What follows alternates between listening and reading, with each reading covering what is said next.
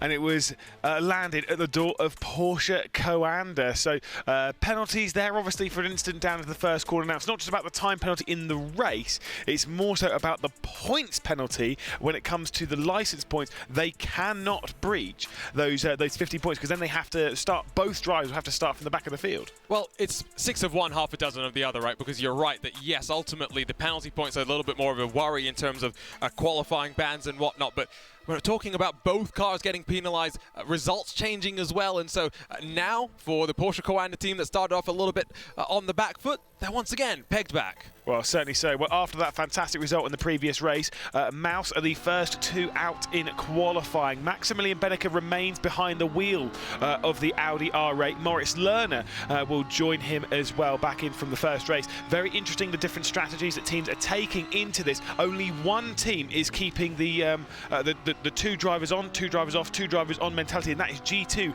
Every other team has switched it up in some variety, and a lot of drivers are doing 4 races on the bounce, including this driver here, Maximilian Benneker, up through the Michael Schumacher S, looking pretty tidy on this lap from what we've seen so far. You say 4 races in a row, but for so many of these drivers, they're used to being in endurance races, doing 4, 5, 6 stints in a row, so they are used to the mental focus. What is going to be a bit different, though, are those interruptions, the rest between the races. Look at that first sector from Max Benneker as well, as we work our way around the Nürburgring. It's a flyer of a first sector and a flyer of a second, trending into the 152.7s once again. Yeah, now we saw that mega lap time come in from Joshua Rogers. Are we going to see it as well from our drivers champion here at ESL R1, sponsored by Aramco? Maximilian Benneker did all the work on Friday, and he's looking to do the work here today for Mouse. He comes through the final corner. He'll punch his way up towards the line. We're looking for a 52 something. I think it might be into the 52.6s, 52.7s. No, it's a 52.8, but that is still absolutely phenomenal. Earlier on in the day, that would have been a slam dunk pole position, no doubt. The only reason I think Benneker's frustrated slightly by that time is because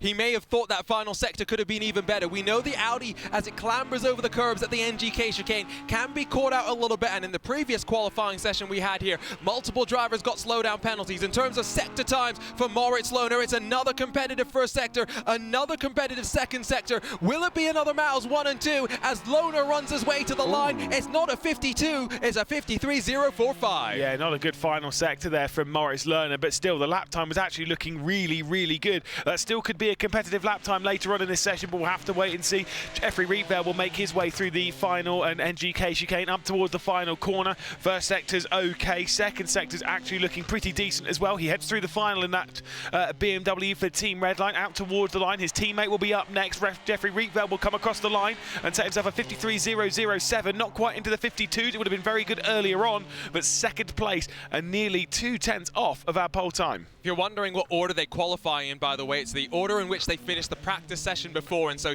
we've seen 2 miles. We're about to see 2 red lines complete this qualifying session, but it's going to be much more mismatched after this. Pretty decent first sector for Bennett, but given what we've seen so far, a little bit off the mark. Second sector, once again on the pace, but it's through the final sector that the time will reveal itself. The Brit powers to the line, and it's another 152. The red line split the Mousers. Yeah, certainly so. And again, when it comes to these teams, Mouse, Redline, they're effectively 2 races away from being able to get themselves into finalist mode.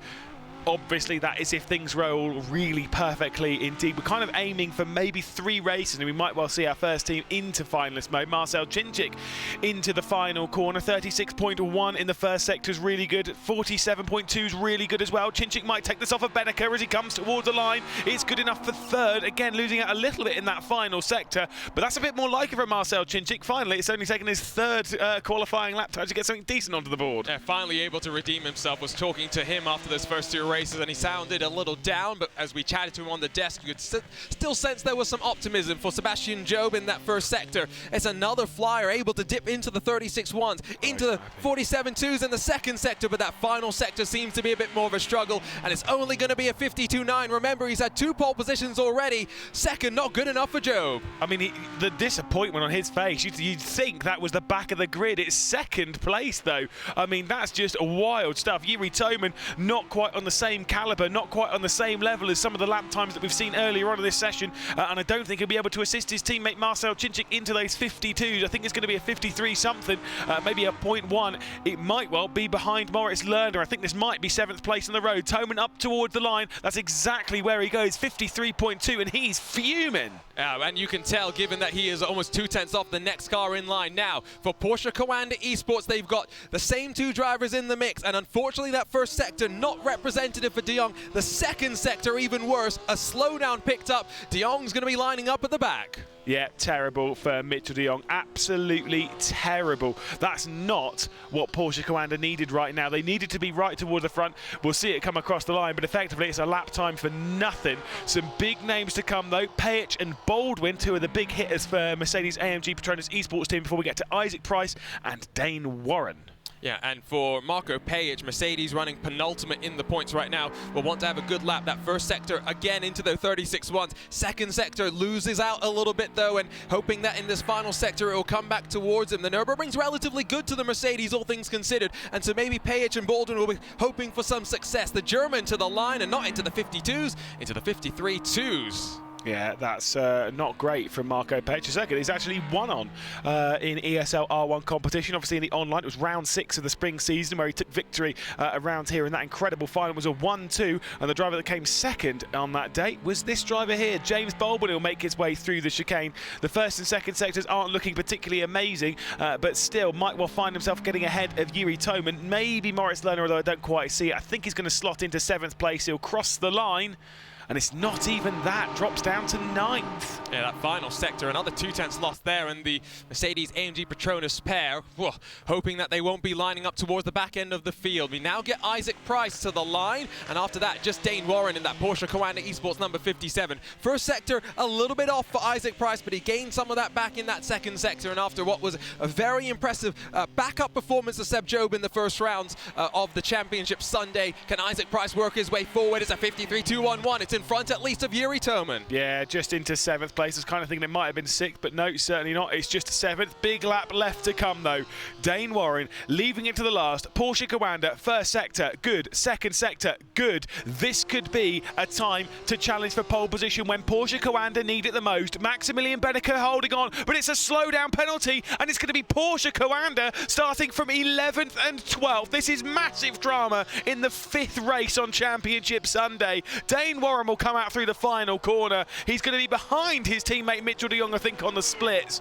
Oh my goodness, Arjuna, and the drama just keeps coming. This day keeps getting longer. Is that part of the reason why you don't want to have your drivers do 4 races in a row? Because these are nerve-wracking qualifying sessions. Warren left himself with a lot of pressure with all the times being set, and that NGK chicane proving to be too much. But Max Benneker, wow, what a lap. Yeah, big lap time there from Maximilian Benneker, as well as for Moritz Lerner. But the grid here for race number 5 of the day, Dane Warren and Mitchell de Jong starting on the 6th row of the grid, right at the back.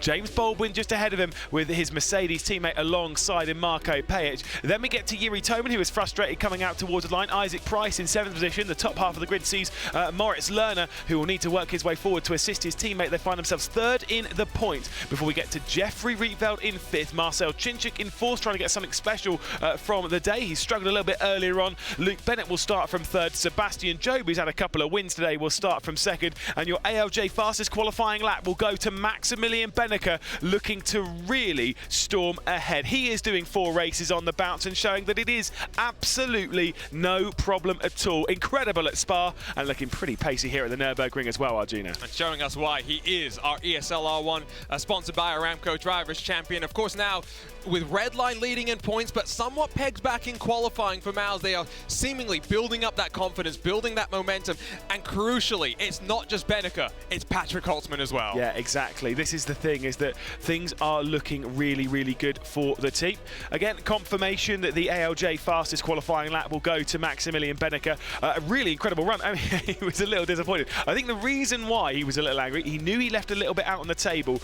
he was focusing on beating Joshua Rogers' lap time from the Friday and maybe going for the fastest lap that we've seen at the Nürburgring, because of course there's extra prize money up for that. Yes, no, let's not forget about those MVP awards come the end of the day, but I think crucially when it came to the bragging rights, let's not forget Rogers set the benchmark with what was his optimal lap. What does that mean? He put every corner, every sector together to make the most of it. Let's take a look at the points to remind you that it's Redline and Mouse that run 1 and 2, but with Porsche Coanda starting down the back, the margin's going to grow as Redline look to become the first to enter finalist mode. Yeah, apologies. I said Mouse were actually in third. No, they are not. They're in second place. Porsche Coanda obviously with those penalties being dropped back. So Redline find themselves 52 points clear of finalist mode. That means they can do it in 2 races, and they are likely to do it in 2 races as well. Whether they'll take a victory in that all-important 8th one. Once they pass 150 points, the next race that team wins will take home that trophy and $250,000. It is going to be a big few races for a lot of teams. A lot of pressure on everyone's shoulders, because again, it's not about what you do as a driver, it's about what everyone does as a team. A little bit of a look at our prize pool. Every team taking home prize money from the day. 250 grand for our winner, 150 grand for second, 100k for third. Then it's 50, 30 and 20 to round out the drivers and teams that will finish behind that, which, let's be honest, ain't bad. That's not a bad day at all for the team, especially given that it will help them prepare for the next upcoming season of ESL R1. Also, I've got to say, 250,000, it sounds a lot cooler if you call it $250,000. $250,000 does sound pretty good. Does sound cooler. 250k does sound better than 250,000 as well. It does, yeah. I don't know, there's just a bit more gravitas. 250 large sounds good. I mean, we can No, 250 large, you can't say, I can't say that. I can, apparently. Yeah, apparently, I definitely can't. Maximilian Benneker, then practice starts, obviously for everyone as well. They've come round, just making sure that they're getting the clutch to release it in the right way, making sure that the start is good. I mentioned it earlier when we were here at the Nürburgring. Let's not forget Sebastian Job, his very first final in ESL R1. Yep. Pole position, jumped the start.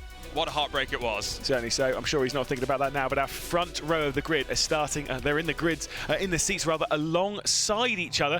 Maximilian Benneker then will start from pole position. Is this the halfway point? Do we have a lot longer to go in this journey? It is an unknown quantity, but what we do know is Maximilian Benneker is starting from pole position and he's leading away at the Nürburgring. A good translation on the race start from him. He'll come over to cover the G2 Esports driver of Sebastian Job. Team Redline in behind as they look to move their way towards finalist mode. Deep on the brakes goes RAG, straight around the outside goes Moritz Lerner. He's trying to make his way past Team Redline, is unable to do so. And this is important for Miles to try and capitalise and build a bit of a buffer. Behind, they continue to squabble. It's a really ferocious sight through the Mercedes-Benz arena. Yes, Benneker leads them, but almost leaning each other go through the rest of the cars. And RAG finally has a moment, but not back in the pack, where 3 wide, a Mercedes AMG Petronas is off the road. Yuri Toman caught in the middle of all of that. Mercedes either side, Marco Pajic one side, James Baldwin the other, and one of them is thrown to the rear of the field. Huge drama there for Mercedes, and it's easy for Porsche Coanda to pick up a couple of positions in all of that. That was crazy stuff departing the Mercedes arena section. Unfortunately,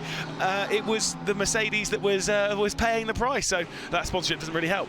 I did say earlier as well that we've got 2 Mercedes-Benz arena, and they're very different. The Hockenheim ring and the Nürburgring have very different sort of complexes.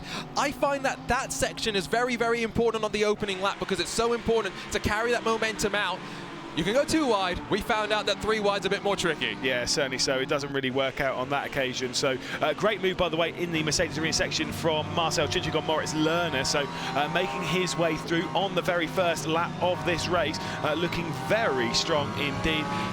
Obviously, the struggles for the day have been with Marcel Cicic, but he needs to refocus his head. With him being so calm and such a cool character, that will actually be easier than it is for most. But we're coming up to finish the first lap. Maximilian Benneker has 4/10 of a lead over Sebastian Job. Now, those two have fought time and time again in the world of sim racing. Yeah, I mean, go through 2019 to 2021. Sebastian Job, Josh Rogers and Maximilian Benneker were at the very top of the Porsche Tag Heuer Esports Super Cup. Rogers got 2 championships, Job got 1. Benneker never, unfortunately, was able to win, but he's been able to grab that ESL R1 sponsored by Aramco Drivers Championship. Look how defensive into turn number 1 we're going to go. The red line BMW all the way to the inside, and Riedfeld not going to let Cicic go the long way around, instead switching back and making contact on the exit up through turn 2. Riedfeld still in front. Yeah, he can't take any risk here. This is Marcel Cicic trying to do what he did on Moritz Lerner just a little earlier on. He doesn't get back up and underneath the Team Redline driver though. Jeffrey Riedfeld is going to drop off the rear end of his teammate Luke Bennett. At the moment, this is really good for Team Redline. Again, they only need 52 points to progress their way into finalist mode. They can't do it in this race, but they can give themselves an easier position for these two drivers, Luke Bennett and Jeffrey Rietveld, to give themselves an easier run going into round 7 and round 8 of the day. We could be done after 8 races. This could take a lot longer. One mistake from anyone, and this could be a whole different picture for Team Redline. 52 points is easier to think about it as 2 race victories plus 2 points. Oh my word, look at from up above.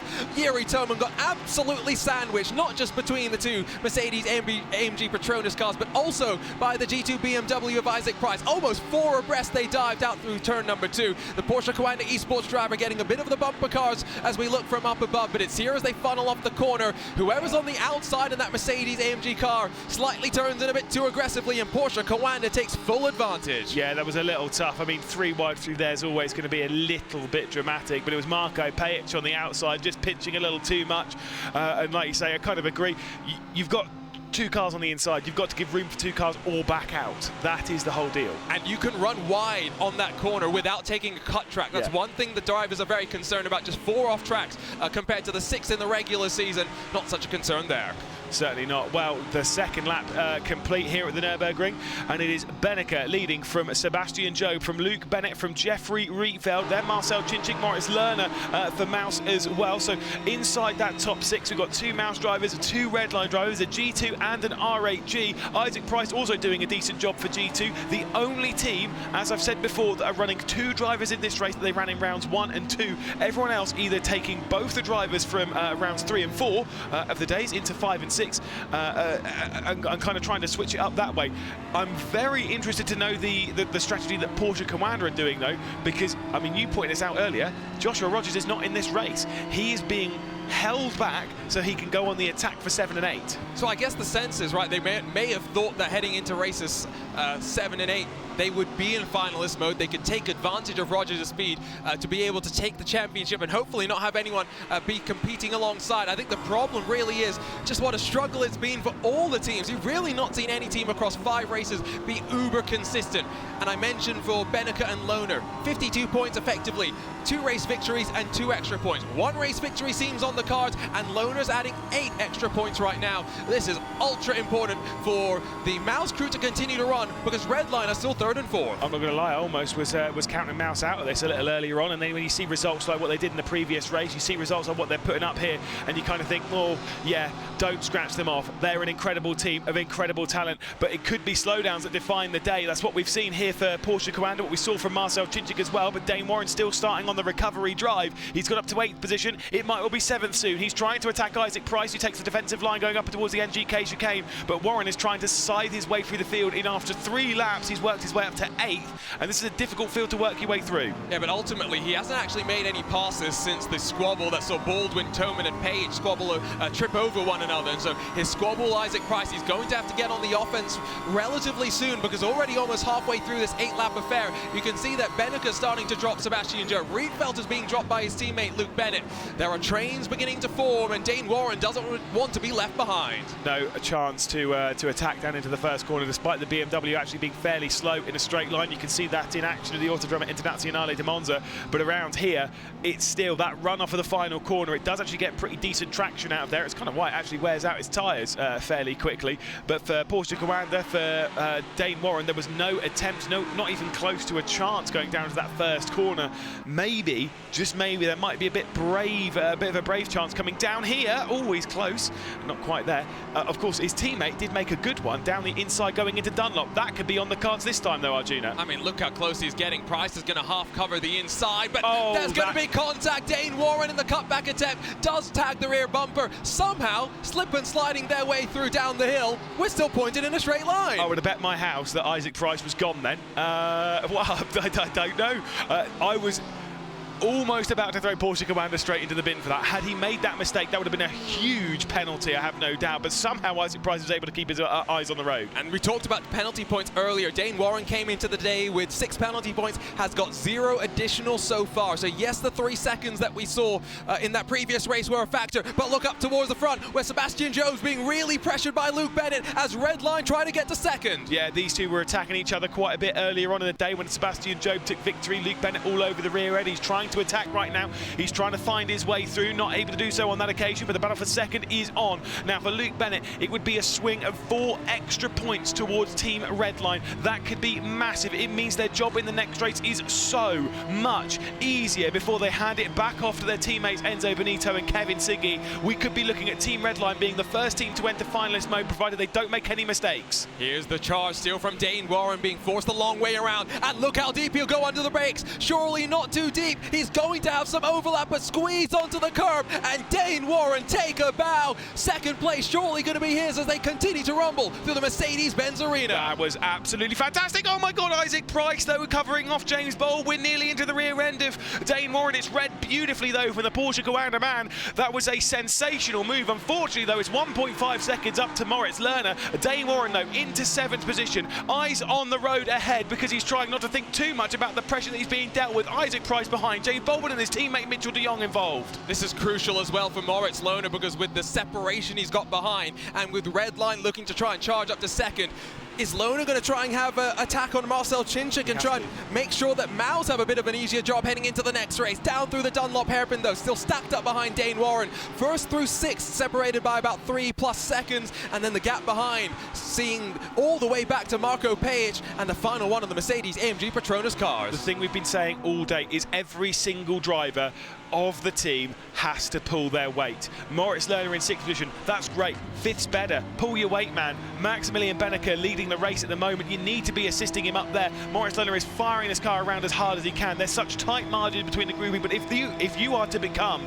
our team's champion here at ESL R1, sponsored by Aramco, nothing but perfection is good enough. We've seen that from Porsche Coanda and some of their struggles. We've seen that from other teams and some of their struggles. RAG with a couple throughout the day, and this for Luke Bennett could be a big turning point. He is such a good driver. He's such a young talent, and he's trying to attack Sebastian Job for 2nd place. And you mentioned teammates having to pull their weight. Sebastian Job has 50 points for G2 Esports in a team that has about 80 in total. Here's the move though for Luke Bennett to the outside. He's going to try and do what Dane Warren did a lap or so ago, and it's BMW on BMW fighting. Sebastian Job has done this so many times, and he's going to be a little bit more brave in the defense, still hanging around the outside as they dive down through the hill. Inside line for Luke Bennett though will have to now be converted to an aggressive chop off the nose. They do make contact, they do rub with one another. Sebastian Job's having none of it, but Luke Bennett finally in front. That was incredible from Luke Bennett. He's made his way past Sebastian Job. It's not quite done yet. He's got the inside line. He's squeezing just a little bit. There's contact between the two. Luke Bennett though with the inside line as they head through the left-hander down at the bottom of the hill as they're about to punch their way out towards the Dunlop hairpin. This is so close between the pair of them. The move is not done yet. Sebastian Job hanging on for all he's worth. Jeffrey Rieveld now with an eye onto the scene. If he makes a mistake here though, it could be his teammate paying the price. Did he think about 3 wide, or was he just covering off Marcel Cinchik? I think it was more defense than offense, but my goodness gracious me, it's kicked off for 2nd spot. Benneker's run away. We've got 2 laps to go at the end of this one, and the train that's building means that for Redline, the pressure here to make sure there's no slip-ups, to ensure that, unlike Kevin Siggy's double disaster yesterday, both cars finish this race. Oh, there's some pressure for them to see the checkered. Phenomenal stuff from G2 Esports and from Team Redline there. There is a look over at Team Redline. Right-hand side is Jeffrey Rieveld. Left-hand side is the young talent of Luke Bennett into the slipstream of Sebastian Job once again. Heading onto the penultimate lap, it will be 3 more times through the chicane for them. No attempt on this one though. Moritz Lerner right onto the rear end of Marcel Cinchik though at the rear of this train. Also knocking his door on the scene, it is Dane Warren, 7th place, half a second off of Moritz Lerner, rising his way out from the back of the grid like a phoenix as he's trying to attack and put Porsche Coanda right back into the fight for the team's championship. And we were saying that Dane Warren, maybe his 1.5-second gap to Moritz Lerner will allow the Maus Audi to look forward. Well, surely looking more in the rearview mirror. Once again, though, Bennett half shows the nose to the inside. Job's got that covered, though, as they dive down through that opening corner. With 2 laps to go, the draft not playing a part. It's 2 BMWs that are battling at the front, but look at this to the inside from James Baldwin, robbing Isaac Price of 8th position. This could be good. Look at this for Porsche Coanda. Mitchell de Jong making it 3 wide, coming through the Mercedes Arena section. He's trying to slot the gap. There's contact between the two. Mitchell de Jong is going to come through. It's a big swing for Porsche Coanda and also for RAG. Yuri Toman's onto the scene as he goes straight around the outside of G2, and James Baldwin as well for Mercedes. That was brilliant stuff from the RAG man. Brilliantly read from Mitchell de Jong as well for Porsche Coanda. Mega stuff. You might think that 7th and 8th positions might not mean much, but they go from 11th and 12th, 1 point on the board, to now 10 points being accumulated. It's not a lot, but as Redline and Mouse look to run up towards the front, this is Coanda doing damage limitation. Yeah, certainly so. It's races like this. You win championships on your worst day, and of course we're here for one day, well, for the 4th day of 4. If you have a bad day or a bad race in this one, that's okay, as long as you're making the most of it. 7th and 8th is making the most of it. You're still getting some decent points under the board. It's not what you need, but it might just be enough to keep you in the hunt. Look at this fight though. 2nd place, still Sebastian Job is able to hang on. Maximilian Benneker, the driver's champion, is absolutely checked out from this scene. Job has to defend from Bennett, Rietveld, Chinchik, Lerner as well. Also Chuck Dane Warren into the scene. Is there going to be a switch between the 2 Redline drivers? Surely they're not going to do that. They'd waste so much time. And Luke Bennett has looked faster in this race, to be completely honest. He's been running in that 3rd spot. Rietveld's had to close the margin on a couple of occasions.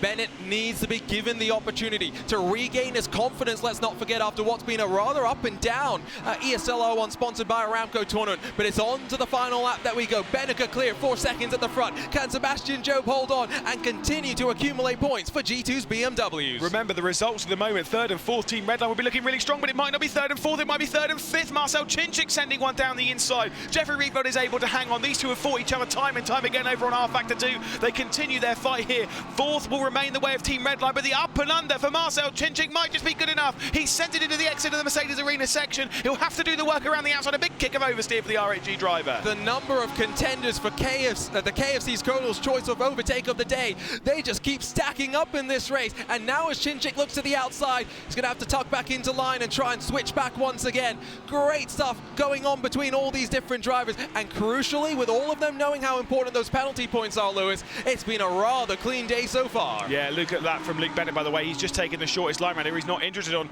the breaking of the slipstream for Sebastian Job. He's focusing on what he needs to do. Remember, as I was trying to say, 3rd and 4th for Team Redline is still good. It still gives them one hand on finalist mode. They could do it in the next race. They're likely to do it in the next race if they keep this up. Whoa. We said, what, 6 races to get to finalist mode? I think we're right on something. Oh yeah, I think we are. I said before we came into it, was it 6 races to finalist mode, 8 races to win, maybe 9 races to win? Yeah, you said 9 races to win. I think we were both aligned on the 6 to get to finalist mode. The question is, will it be 1 or 2 teams after 6 races there? Will it be Mouse and Redline, or just one of the 2? Certainly so. Well, this battle has been absolutely epic. It has been top billing, it must be said. But this driver has checked out from all of it. Whilst they've all been fighting, they've been focused on themselves. Maximilian Benneker, though, he's going to do the double. He's going to go back to back. He's going to come through the final corner. And for Mouse, it's Benneker moving their way into full-on contention for the team's championship here at ESL R1, sponsored by Aramco. Sebastian Job will come across the line in 2nd after a well-fought defensive drive to take 20 points to G2. Luke Bennett and Jeffrey Rietveld put Team Redline closer and closer and closer to finalist mode after defending from Marcel Chinchik. Moritz Lerner into the mix as well.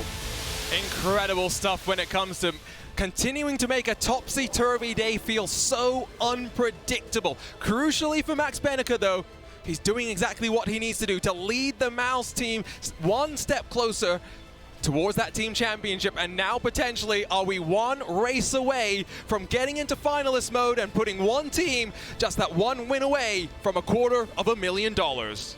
Honestly, next race, at a bare minimum, 1 team will be in finalist mode. I think Redline are in finalist mode next race. We have to wait and see. But this battle, I mean, this could be so important for Sebastian Job. Defending like his life depends on it from Luke Bennett. It was absolutely sensational through the Mercedes Arena section. Luke Bennett went to the outside, Sebastian Job to the inside, but they were side by side for corner after corner. We talked so much about the overtakes, this defense from Sebastian Job. Oh my goodness me, this is what you would study if you want to understand how to place your car, where to make the sends, because you can see here, Bennett with that contact, there is actually a moment where the Redline car is in front, but Job sends it deep and then hounds the Redline car as they work their way off the exit. And it's here where the pressure ultimately builds. Bennett with that little bit of contact maybe turns in a little bit late, and the Job car finally gets to the inside and holds the spot. Best defense of the day? Well, we're only 5 races in. I've got to say, that is up there with some of the best defense we've seen all weekend, not just of the day. Sebastian Job able to hang on. Brilliant stuff. Team Redline, though, still taking 3rd and 4th, until taking some very valuable points. But it was Maximilian Benneker once again on top.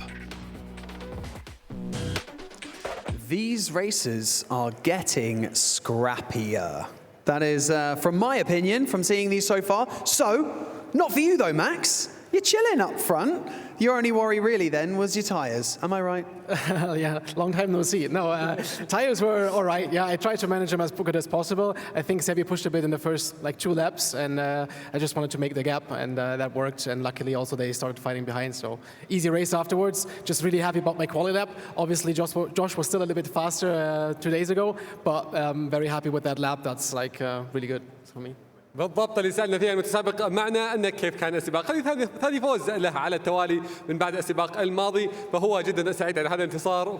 ففعلا شفت من أداء حلو. فهو ذكر قال أن بالنسبة له أول جولتين هي كانت ممكن أصعب شيء. أول ما انطلق وصار في المركز الأول تركهم وراء، يعني كان فيها شوي باقي الفرق كانوا حرفيا جالسين يتقاتلون في الصف الأخير. فهو كان بالنسبة له كان مسألة بس أنه يصنع المسافات ويحافظ على مركزه، وفعلا سوى اللي عليه وفاز بالسباق.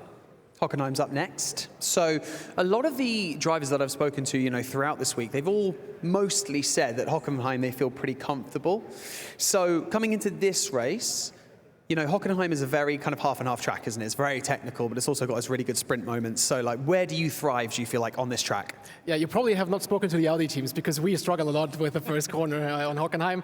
So you can never be confident there, but you kind of have to be. So it's just like a gamble, 50-50 if you make it or not. And then, hopefully I make it now because earlier it was not that good. But looking forward to it. فعلا عندنا المضمار القادم هوكنهايم، نبغى نعرف فيه كيف راح يكون اداءه في السباق القادم. قال انه والله صدق للامانه بيكون مره صعب، يعني ما يدري. هو فعلا دائما يقول بعض المرات تصيب بعض المرات تخيب في هذا المضمار، فعلى حسب النتائج ممكن تكون، لكن بالنسبه له بيحاول يسوي عليه ويحاول يفوز، يعني ما يقدر يضمن لنا فيها النتيجه. Well, nevertheless, you're still climbing that leaderboard. You're still putting points on the board for Mouse. Congratulations on that win. Thank you very Cheeky Spud, as we do over here on the main stage. And with that, we're going to send it back over to the desk to continue everything before our next race of the day, because people, what did we say earlier, they're starting to sniff finalist mode. بالضبط احنا جالسين نشم الحين برضه ريحه الفاينلست مود. Can I smell it again? Yeah, I smell it. What are we doing? We smell like the microphone. لكن الحين اعزائنا المشاهدين خلينا نروح على الاستديو نشوف تفاصيله ونرجع لك في السباق اللي بعده.